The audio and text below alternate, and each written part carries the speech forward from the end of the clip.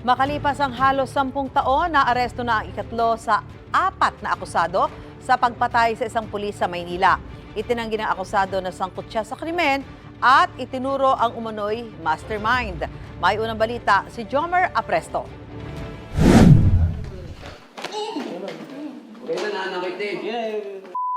Mas masakit yung ginawa mo sa akin! Wala akong alam sa Wala! Siguraduhin mong wala! Wala talaga.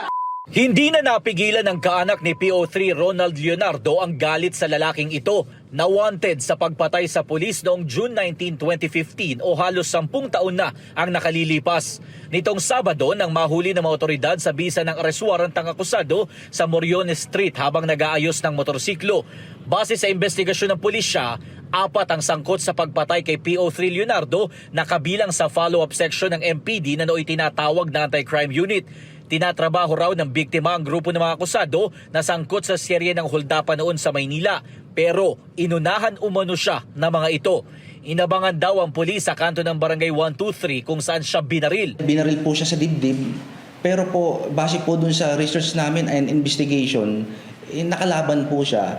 Pero po sa kasamang palad talaga pong fatal po yung tama niya.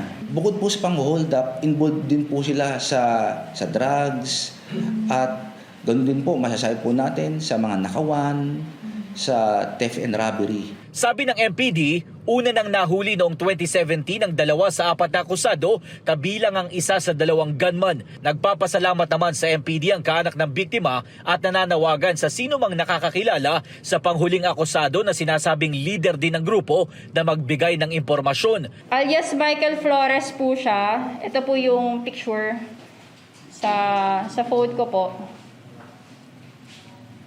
Ito po. Itinanggi naman ang kahuhuli lang na akusado na sangkot siya sa krimen. Pero itinuro niya kung sino ang utak umano sa pagpatay. Wala po akong alam dyan. Wala akong alam dyan, te. Michael Flores po. Mananatili sa kustodiya ng Moriones Police Station ang akusado habang hinihintay ang commitment order ng korte. Ito ang unang balita. Jomer Apresto para sa GMA Integrated News. Gusto mo bang mauna sa mga balita? Mag-subscribe na sa GMA Integrated News sa YouTube at tumutok sa unang balita.